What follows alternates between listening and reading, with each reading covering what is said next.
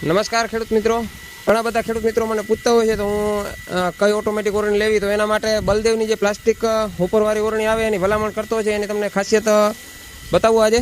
આ મારે 2 ચોમાસું ઓરણી છે અને આખું સિઝન ચાલેલી છે. એમને મેં એને સાફ સફાઈ કંઈ કરવાનો ટૂંકમાં વારો નથી આવ્યો, ખાસ કરીને ખાતરવાળા હોપરમાં.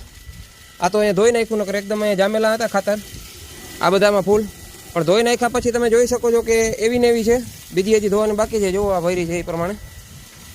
જો આ રીતે રોજ હોય, પછી કાયમ ધોવાનો ટાઈમ ના હોય.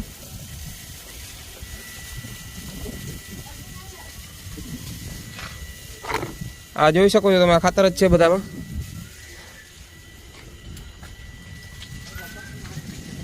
આ બધી જગ્યાએ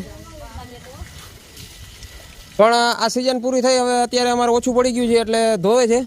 હમણાં ધોઈને સુકાઈ જશે એટલે જે ઓરણી હતી એ મુજબ થઈ જશે, કારણ કે